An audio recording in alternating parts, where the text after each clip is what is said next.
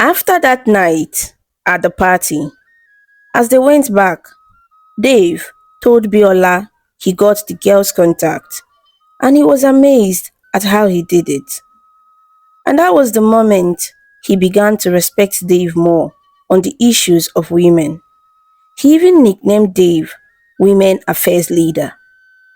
They got back very late. It was almost 3 a.m. when Kola drove into the apartment.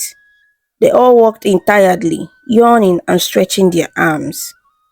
While Biola and Dave went to sleep, Kola stayed back in the sitting room. He even turned on the TV and started pressing his phone again. Man, this guy doesn't even sleep. This hustle sha. Dave's eyes already hurt badly and he needed to rest head before it blew up. It had been a long day after their trip to Abeokuta to and fro, then out there at the party too. He really felt so weak. He wondered how Kola could still feel strong enough to watch the TV and press his phone after those long hours on the road. He didn't even get to shower before he dozed off on the bed beside Biola.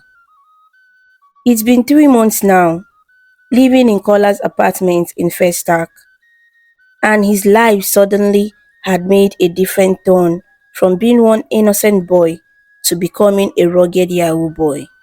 His mom still didn't know he wasn't with his father in Festac, and likewise, his father thought he was with his uncle, while his uncle believed he was with his father. You can see how complicated it looked, right? But if only his uncle and his father related well, it would have been difficult for Dave to dwell in that place. But like he said, he is his maternal uncle, his mom's younger brother. He detested the way Dave's father treated his younger sister, so they didn't even talk.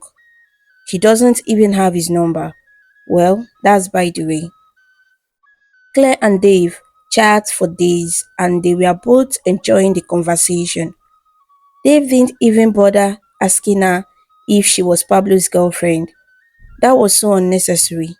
As a guy, you don't need to ask a lady such a question. Just play your game well. Even if she has a boyfriend and she likes you, you will know.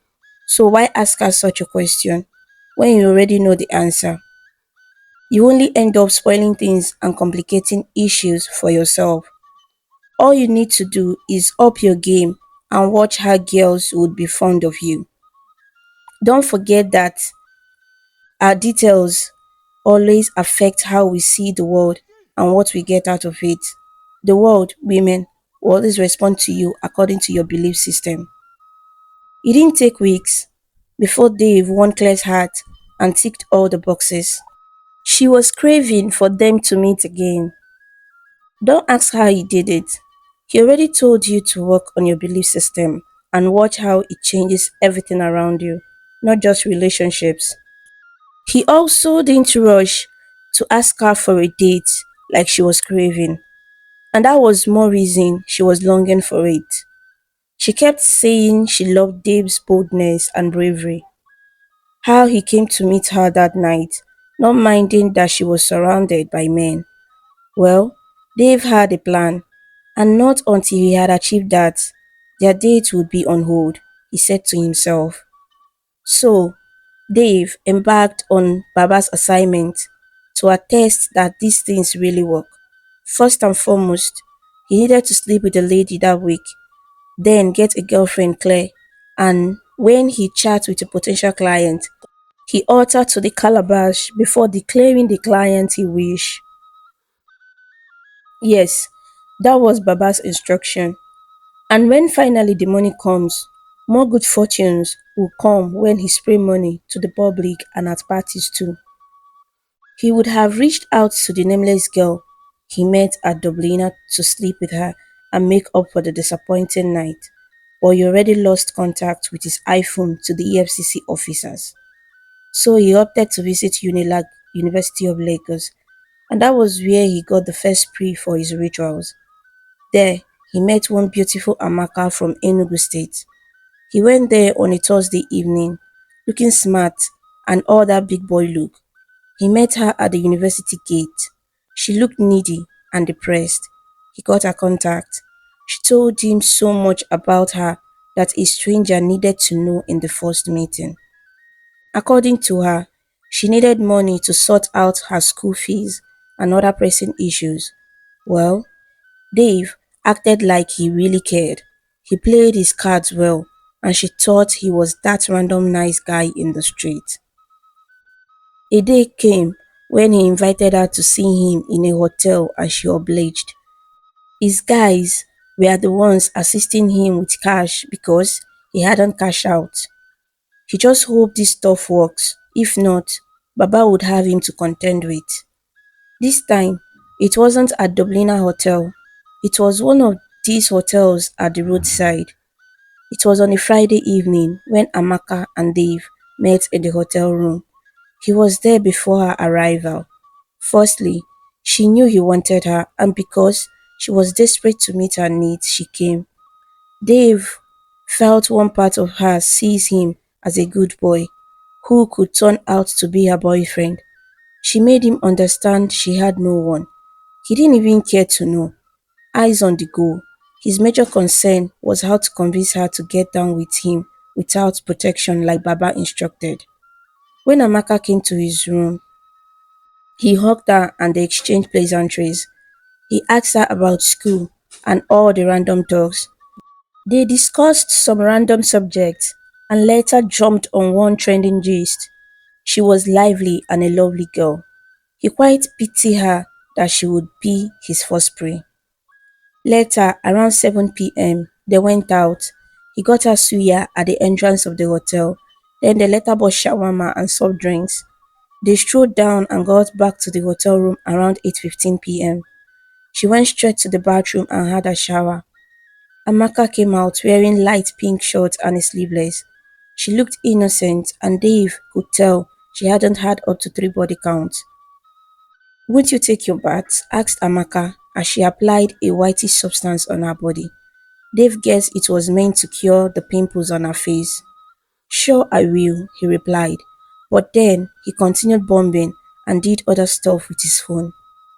Amaka sat calmly on the bed, pressing her phone, and after some minutes, he went into the bathroom to have a shower. As the water flowed from his head downward, he recalled how much his life had deteriorated. From the days he started bombing Smith in his uncle's place, the party's days with Osaz, sleeping with Annabel, and down to life here in Festac. These numerous scenes kept playing in his head like a flashback. In truth, we can become everything that we think we could never have been. Life happened. Dave soon got out of the bedroom wearing just his white tight boxers. This time, Amaka had wrapped herself under the duvet and continued scrolling through her phone. When she saw Dave standing in front of her, she watched her eyes gazing at his chest, but she quickly averted her eyes in seconds. Silence stood between them for some time, but as soon as he hung the white towel, he made a step closer to the big bed and where she lay. His hands reached for the duvet and unwrapped it from her legs upwardly. While she remained unmoved, her eyes were still glued to her phone. "What is it?" she suddenly said when she saw Dave bending down. Dave quickly shushed her with a deep kiss. Even though she tried to push Dave away, one part of her was carried away, lustfully and without a strong will to stop the pleasurable moment, and she gradually adjusted vehemently, giving in as the kiss became intensive. As Dave came closer, she quickly sat up. "Do you have protection?" she asked, staring into Dave's eyes. "No, I don't." "Do you have a problem with that?" "Yes, I have." "Let me get one." She tried to reach for her bag, but Dave stopped her. "Don't worry, you'll be fine. I don't like it." She was going to argue about pregnancy, STDs, but Dave promised her a huge amount of money, and she succumbed to his wish. The power of money. Dave did just like Baba had instructed. Mission accomplished. After spending the night with Amaka, the following day, he settled her and left the hotel. Mission accomplished. On to the next one, which was to make Claire his full-time girlfriend, treat her well, and make sure she never suffers, and by so doing, he would get her fortune transferred to him. The more reason he pressed forward on making her his girlfriend was that she hadn't been used by any other. The prospect of having Claire as his babe grew daily. He lied to her that he wasn't into fraud. He told her he was into cryptocurrency and other online businesses. Well, she believed him. They chit-chatted, stayed up at midnight, called and video called each other. And during those times, Dave was up late at night. Kola would still be up pressing his phone, even if it was 3 a.m. He never for once rested his head at night. Despite all the money he had, he still didn't have some rest. Well, just like Baba instructed, Dave followed up his instructions, slept with a woman every week without protection, and never slept with them again. Claire was now his babe, even though she never visited him at Kola's apartment. Dave was hopeful to move out of the apartment once he hit it big, so they did hang out a few times. She was fun to be with and a cool girl as well. He would have regretted not making that move that night.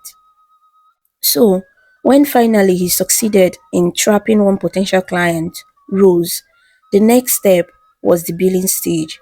So this time he used a different format, unlike what he used for Smith. This particular client was a woman, while he was a white man in disguise. They had been texting for weeks before the billing. Rose was willing to send him a little money for support, since he told her he had a little crisis at his workplace and needed money to keep up till it gets resolved. She was willing to do Dave that favor, and he thought it was wise to strike. So he did as Baba had instructed, but instead of declaring a little support, he spoke before the calabash that he wants Rose to have a change of mind and send a tangible amount, if possible, everything she has. Let her borrow or get loan from the bank. Damn, Dave was heartless. With a changed belief system, he believes in his declaration. Dave kept back the calabash and made the same intention to Rose. Brothers and sisters, uncles and aunties, this thing didn't fail. Yes, it worked like magic. Rose suddenly changed her mind. She began to ask if Dave needed more money, that she felt the one she sent to him wasn't enough to salvage his condition. Well, who am I to say no? Dave said.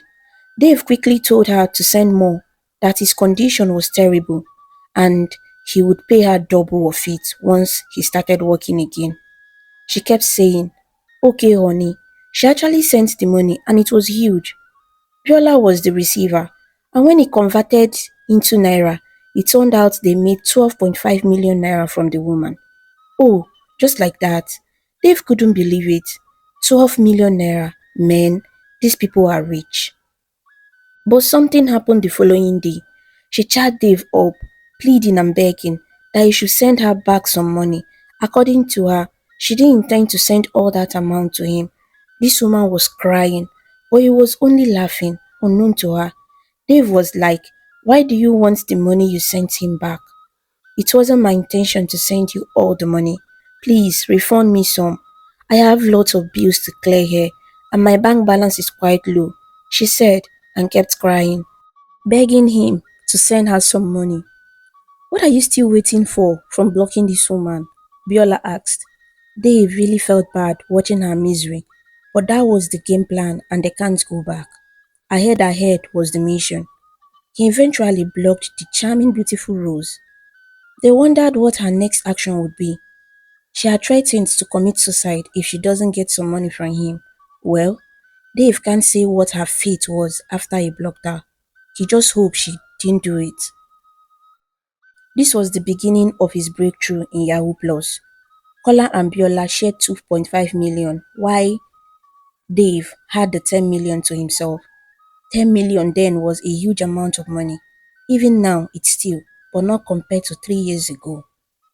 It was time to execute his long-time plan. So he told Kola his plan of moving out and renting an apartment, buying properties, and possibly starting up a business too. He said that was wonderful and he would assist him in doing that. Dave was happy. He made some money for himself, but deep down, he really didn't have the peace of mind. But well, life goes on, no going back.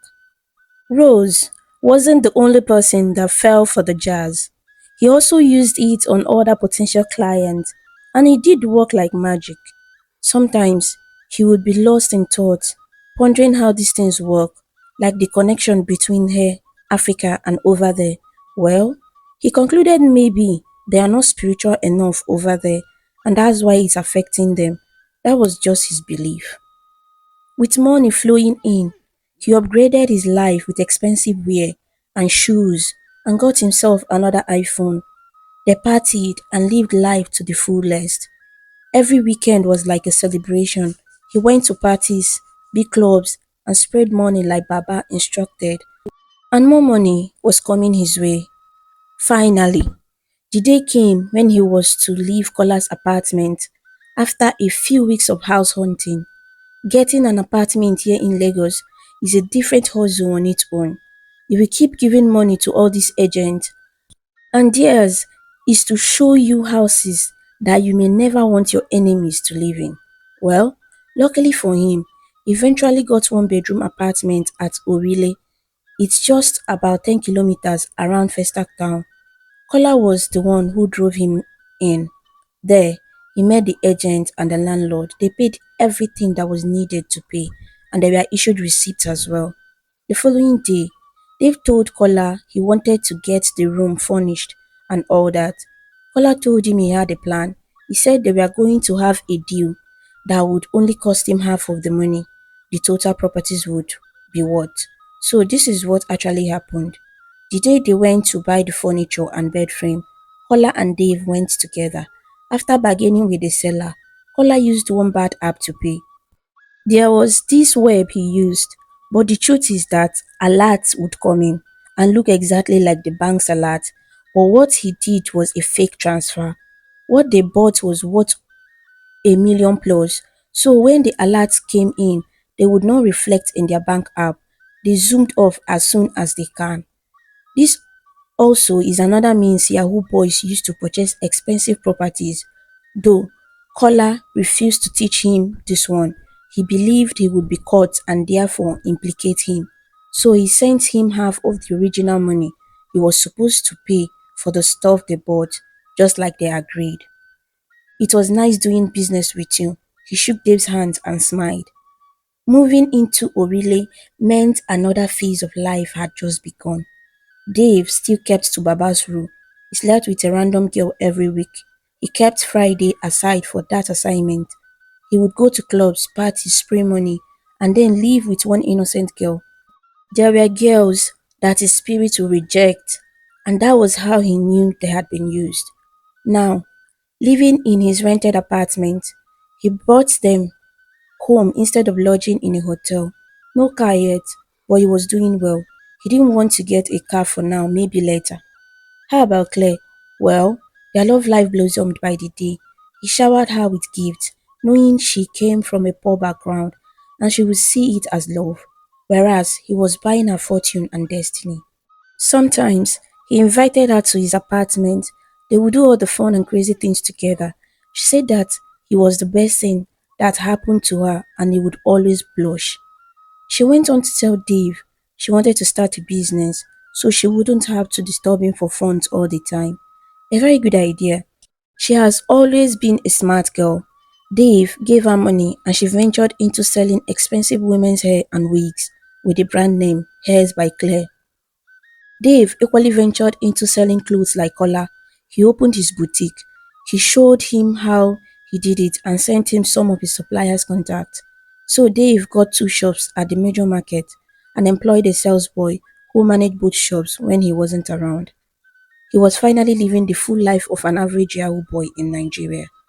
He had added weight.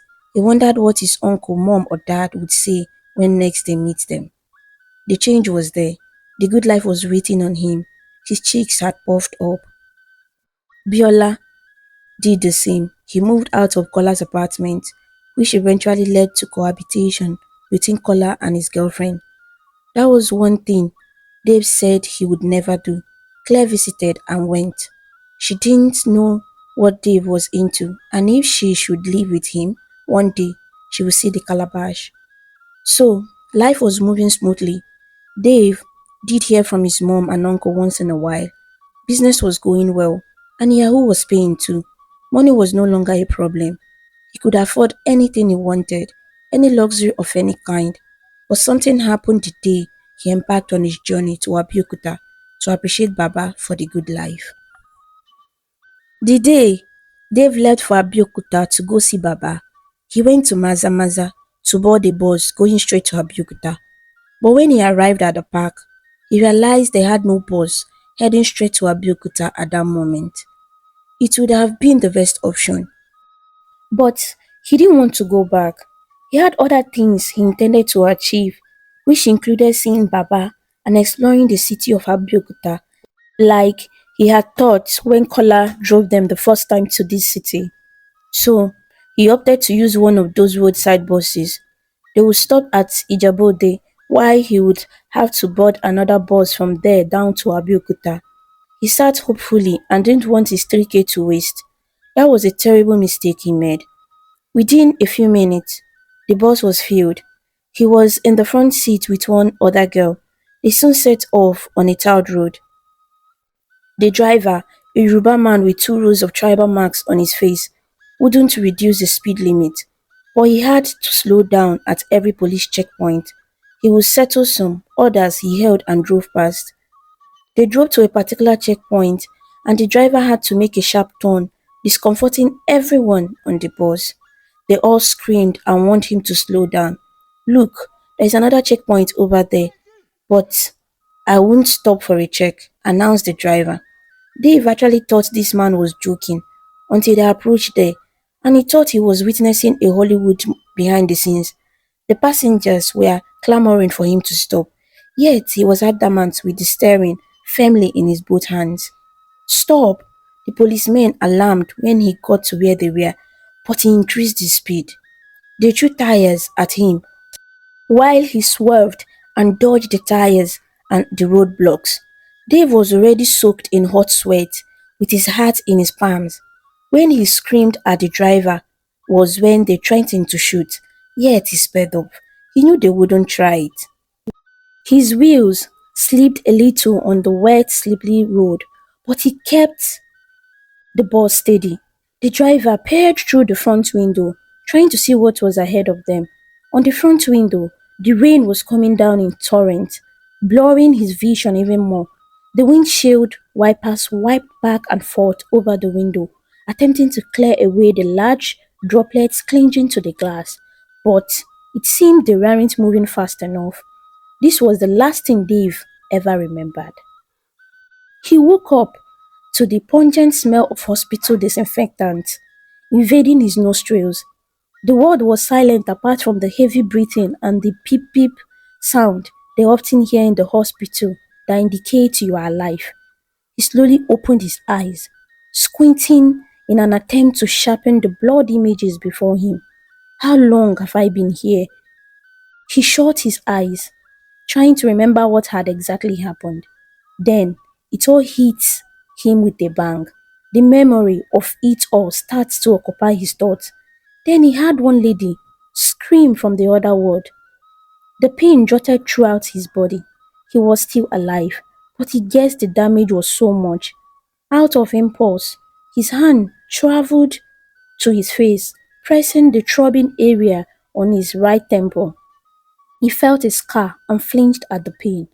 He tried to get up, but he couldn't use his legs. He instantly fell back on the bed. His body was engulfed in pain, as if objecting to his decision to stand up. He lay there, pathetically, waiting for the pain to wash away. He still didn't know how he got there, who took him there, how long he had been there. Long story short, it turned out that their bus eventually collided with a coming truck, which left everyone damaged, the bus inclusive. Dave asked about the driver, and he was told he had been in coma. He regretted moving with him on that bus. His iPhone was gone, but his small phone was still intact in his trouser. He was in severe pain. So he quickly brought out his phone from his trouser and dialed Kola's number. He narrated his ordeal to him and he said he shouldn't have used such a public bus. Well, it has happened. What's next? He said he would come to see him. Text me the name of the hospital. When he ended the call, he asked one of the nurses and she told him the name of the hospital. He lay there on his back in pain, reminiscing about his life. He had bruises and injuries all over his face and his body. What a terrible day. It was the following day when Kola and Biola came to see him at the hospital. Oh boy, this is serious, said Kola, who sat beside the bed. Biola then asked how it happened, which Dave narrated to his best understanding. They pitied him, showed some empathy, and then gave him some provisions and fruit they brought. Later in the evening, Kola said he was leaving and that he couldn't stay here till tomorrow. He had thought they would at least stay that day and leave the following morning. In the end, Biola decided to stay back while Kola returned to Lagos with his Lexus 350. Biola and Dave were talking later that night. He narrated why Kola would not stay back. According to him, Kola was not meant to sleep during the night. He could sleep during the day, but not at night. Dave finally understood why he was always up every night. That was part of the sacrifices he would keep too. Every malam with his own kettle. Well, that's by the way. Biola only stayed for that night. He left the following day before Claire eventually came and stayed with Dave. Even though she detested the pungent smell from the hospital, she had to stay with him. She was really a kind-hearted soul, I must say. Despite being a street girl, she nurtured him, took care of him, and made sure Dave was taken care of. Gradually, Dave was responding to treatment through the drugs that were administered to him. He was later told that the driver had eventually passed on and had been moved to the mortuary. Such a pity. He recalled his face and how he was maneuvering while they were coming. Some of the other passengers were in that hospital too, while some were advised to move to more advanced hospitals. Because of the complications they had, Dave got to hear all this from one of the nurses. 2, 3, 4, and 7 days, Dave was still in the hospital in Abeokuta, lying on the bed for hours. Was really tiring and he prayed to recover quickly so he could go back to Lagos and continue his normal life.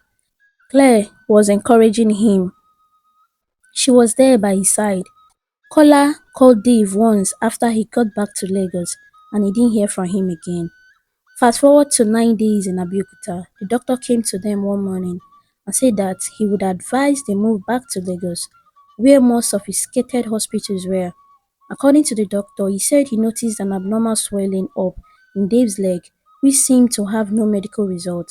That scared Dave and he wondered what it was. So that was how they left that local hospital and got back to Lagos. Truly, what the doctor noticed was true. His left leg had started swelling up. The hospital they got to in Lagos couldn't also identify the exact problem in his leg. It had no medical result, but it kept swelling by the day. They continued moving from one hospital to another, yet no positive result. They also tried herbal medicine, but yet no changes at all. The worst of it all was how badly it smelled. They eventually resorted to going back home while taking some herbal medicine, hoping that someday the thing would go. But every day, the thing kept growing worse. This time, Dave had partially recovered from the accident, but the swollen leg was what became a nightmare. He would barely sleep at night, and they would always spray the room with air freshener, turn on the fan, and leave the windows open to subdue the bad smell. A few days later, Claire disappeared and he didn't see her again. Her number wasn't connecting either. It was just him all alone in the rented apartment at Orili. He was dying inside, but then there was nobody to help him. He still had money, but then there was no peace. He couldn't go anywhere. He was just indoors 24/7. Sometimes he would burst into tears and start crying. He had lost noticeable weight during this process. Why die in silence? Why not reach out to your mom? Maybe she could do something. That was the thought that came to his head. Involving his mom required exposing himself and everything that he had done. He called Kola and told him about the swelling leg. It was then he announced that he must have failed in doing one of the things Baba asked him to do. Damn, he was right. He didn't get to sleep with any girl the week he was in the hospital. He had forgotten. He was meant to sleep with one girl every week, but that period he didn't remember. If at all he did, he wasn't sure he could do anything. So Dave pleaded with him to ask Baba if there was any way he could appease and make his way right. Kola obliged to help. He called and reached out to Baba and narrated his ordeal to him. Unfortunately, Baba told him that there was nothing he could do about it. Dave cried upon hearing that because on a daily, his leg was deteriorating. 2 days later, he couldn't hold on anymore. He made up his mind to reach out to his mom. He knew she would be so disappointed. He knew she would be mad at him and all that. But then, she was the right person to help him at this point, since she was churchy and that religious. His father wasn't the right person to consult at this point, so he left him out of it. He might even worsen the issue. The day he spoke with his mom, they both cried over the phone after she had all that he had done to make money and how he lived a wayward life in a few months. She then said she would come to see him the following day. The day Dave's mommy came to Orile was another day they both cried and cried. She couldn't believe he would do such a thing or involve himself in any diabolic stuff. He wasn't the Dave she knew. Now, everybody has left you to suffer alone, she said. And truly, everyone left Dave. And that was one thing Dave learned about life. In hard times, you seem to be the only one standing for yourself. Dave's mom prayed and prayed. She kept saying, "You will not die. You will live to testify to the goodness of God." She prayed for Dave over 2 hours with tears all over her face. The following day, Dave left with his mom back to where they lived. She took him to their pastor who prayed and conducted deliverance on Dave. When he was done praying, he said that the only solution was to get his leg cut off. That is amputation. Jeez, Dave's heart almost left him. He further said it was the consequences he would have to face, and if not done in time, it might affect both legs. He was so scared. Dave couldn't believe what he had. What have I actually done to myself in a few months in a quest for quick money? Well, at the end of it all, Dave agreed to that amputation since that was the only solution. His mother cried so much. He really felt for her when she saw him using crutches, walking with just one leg, coming out of the hospital days after the amputation. His uncle was now aware of his condition. He cried when Dave saw him with his mom at the hospital. He was speechless. He was really disappointed. Honestly, Yahoo Plus isn't for everybody because his own ended so badly. Maybe he shouldn't have joined them after those experiences he had earlier. But then, he thought he was braving up and being a man. Had I known, they say, almost come at last. Kola and Biola didn't get to know about all this because they stopped calling him and Dave never bothered checking up on them too. He even went ahead to block their lines. He also didn't see Claire again. He don't know if something bad happened to her or not. He can't really tell. She left without any notice. The pastor in his mommy's church said they would have to dispose of every ill-gotten money from the Yahoo. He suggested motherless babies' homes, orphanages, and the rest of them. If possible, pay back to those Dave had scammed. All these were the things he suggested. Hard pill to swallow, but Dave was helpless. He needed his peace of mind back. That was how he went back to square one, using crutches and one leg. His father is yet to know about his misfortune. Maybe someday he will hear the full story. For now, he will be here with his mom and his siblings and hope for a better life. Dave is just 24 and there is hope. If you enjoyed this story, please drop a comment and share.